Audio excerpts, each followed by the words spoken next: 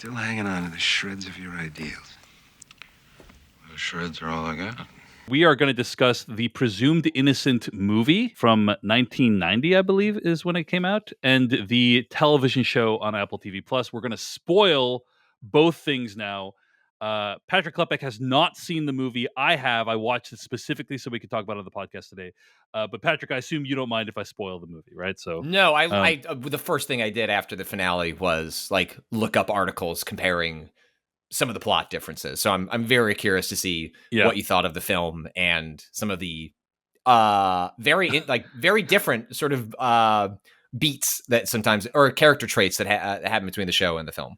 Here are the big things that stick out to me about the Presumed Innocent movie. Some of the big differences. First of all, as I already discussed in our review, I think Harrison Ford just plays his character as way more likable and way more sympathetic. Like, he's a very gentle person, you know, like Harrison Ford had a more aggro phase, like post Air Force One, right? But like before then, he's, you know, he's kind of like, hey, like I'm just trying to do the right thing here, just trying to like do the right thing for my family and get through this. And Rusty Sabich is like, that is a guy becoming unglued from himself, like that in the new TV show Apple TV Plus, right? Like he's like, oh, you don't want to hang out with that guy. Like that guy is, you don't want to be near that guy.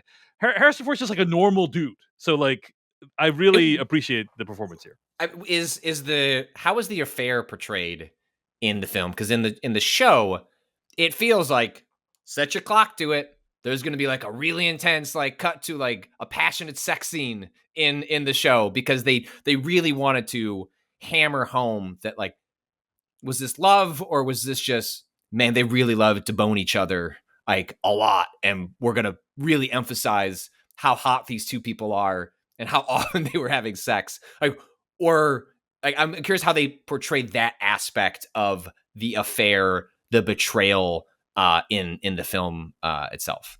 There is one sex scene in the movie, and it's like pretty graphic, but that's it. There's no like, okay. You're not like cutting back to like 50 times like you are in the show. I mean, I think the biggest thing I can say about the movie is 2 hours long, and the show is like closer to 6 to 8 hours long. Mm-hmm. And the first hour of the movie covers the same material as the first hour of the TV show. Interesting. Just to give you, so like, and so, you know, in my opinion, that means most of the final 7 episodes of Presumed Innocent didn't have that much essential content, and I actually kind of feel that way. Like, if you think about the TV show Presumed Innocent, most of it's introducing all these like red herrings of maybe Carolyn's son did it, maybe Carolyn's ex-husband did it, maybe and it's like it all ends up being meaningless. You know, like none of it ends up being true. The movie doesn't really try to make it too much of a whodunit. Like, it's not introducing like, hey, maybe it's this person, maybe it's this, you know, it doesn't really do that. It's just kind of like following this case as it goes along. So that's one big difference, you know, is like Harrison Ford's performance. Another big difference is the structure of the show versus the movie is like very different. Like the show is, this is why you were saying earlier, like there's not 1 ounce of fat. I'm like, most of it was fat. Like most of it is just like nonsense, you know, in my opinion. It's very nonsense. Watchable nonsense. It's very like enjoyable nonsense, but it's nonsense in my opinion. And then one of the big upgrades that the show got, you know, was the depiction of Carolyn Polinas. It is an extremely sexist portrayal of this character in the 1990 film Presumed Innocent.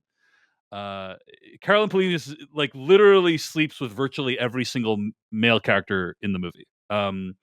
So she slept with Harrison Ford. She slept with Harrison Ford's boss. She slept with her ex. You know, she's like sleeping with everyone. Does she sleep with the judge that's overseing the case as well? I feel like, that's true. Yeah. So she slept with everyone. It's like, okay, not great depiction of that character. And she's also seen to be like a very conniving kind of, or manipulate. Like she's literally sleeping with people in order to use it to her get career, ahead. professional like the sort of right? stereotype. Like in the show, sort of introduces the idea that maybe Polinas is corrupt or like hiding evidence. Like, yes, is there any of is that that happens? And in fact, and is it true in the movie that like she's actually doing that? Right, and because what happens in the movie, right, is they discover that she was involved in covering up the judge of the case's corruption, right? And the lawyer was able, or the Rusty Sabage's side was able to like indicate to the judge, hey, like if this case continues, this stuff might come out that's bad for you, the judge of the case. And so what happens in the movie is the judge dismisses the charges, and the trial doesn't have an ending. Like, so Rusty Sabich basically was like he's gets off the hook, but the trial doesn't have an ending. And that's one of the big problems of the movie is we all know one of the most satisfying parts of a courtroom drama is the closing arguments. Like, and guilty or not and guilty. the guilty or not Give me- guilty. Like, that is the inherent appeal of watching one of these things. So the movie loses that, very unfortunately. And I think the show smartly is like, hey, we don't care about the corruption of the judge. Like, let's actually play this case out to the end. And so that's one area where the show is a lot better. So the show improves on the movie by like, hey, the depiction of Carolyn Polimis, I would not describe it as a well-rounded character in the show. But it is a far more flattering portrayal of that character than the one we get in the film. She loses a bunch of agency by being dead, and there are flashbacks, but they don't spend a lot of time with her. But you at least get the sense that, yeah, she chose to have sex with Rusty, and that went on for a while. And that she was largely an honorable person. Like, there's nothing to like question her honor in general. Like, in the show, and then she wanted out, and like things like it like mostly works in the context of like the story they're telling, and even like the judge, right? Like they go it's almost like the show looked at many of the elements of at least the film, which I assume is probably fairly at least closer in tone and structure to the book, and said like almost ran in the opposite direction with it, or like just yanked it in a different kind of tonal direction. Like the judge in the show is like the most honorable person, like right. in like she's awesome.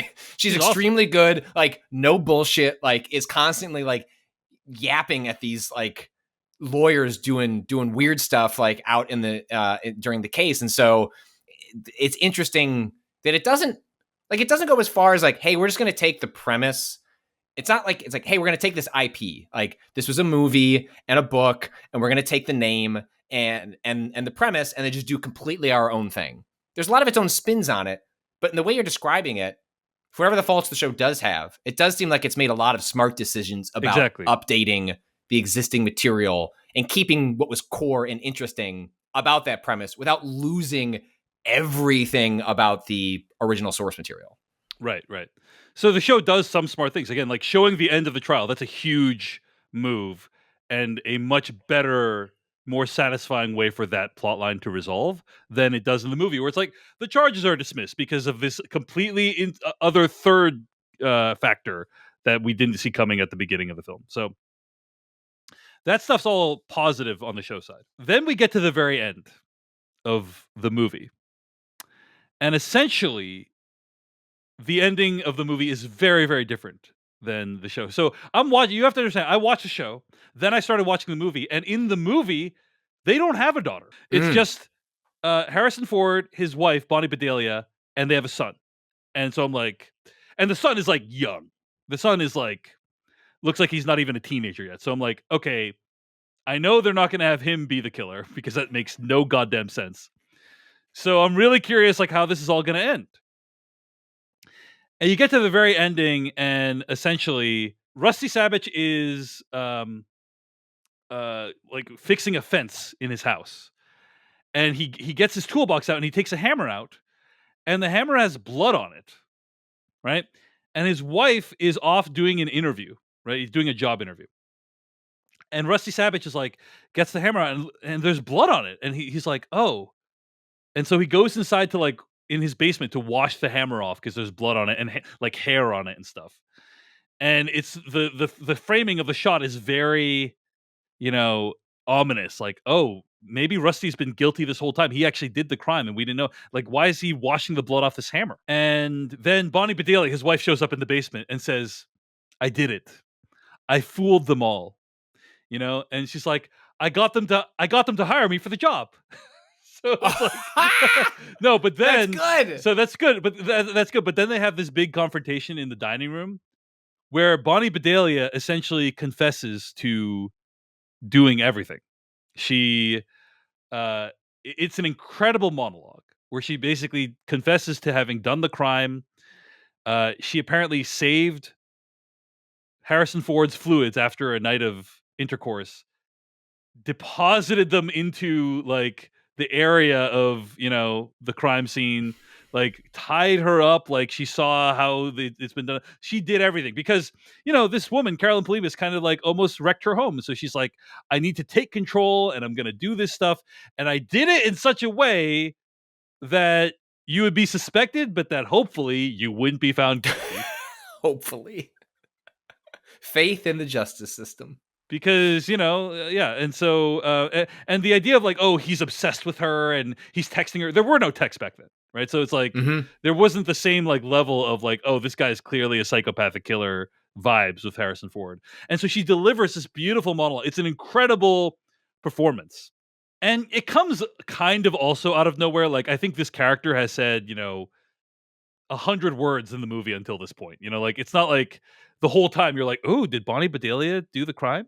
But the fact that Bonnie Bedelia's performance is so good, like, kind of overcomes any plot. Whereas in the show, it's just the daughter's like, I did it, it was me, and it's like, okay, this is a real letdown. Like, but in the movie, Bonnie Bedelia really gets to kind of sell this, and she does an amazing job. So like, I really appreciated that. My wife had known the ending of the movie and was watching the show thinking, oh, we're about to get the Ruth Negga performance to end all Ruth Negga performances here. And the fact that we were deprived of that is kind of a huge bummer. I have to say, like, that would have been pretty sweet to see Ruth Negga sink her teeth into like that confession scene. So that's a bummer. However, the movie begins and ends with a very ponderous Harrison Ford voiceover where he kind of is like, this is the justice. It's like a shot of a courtroom. It's like, this is the justice system. And, in this courtroom, the jury must find the person innocent, or, what, all this. Very BS. Blade Runner.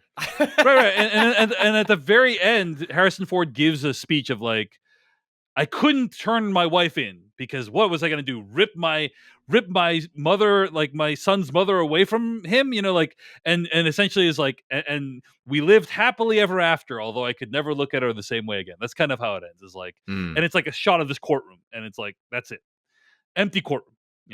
So I thought the ending of the show, the very final shot of them all hanging out, was like a way better ending. It's like, oh wow, that's really haunting.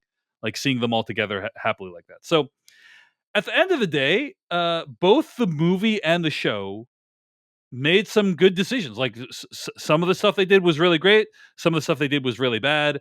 It's interesting to view them both because they both did things good and bad. I would argue the show ending, the twist, really sucked.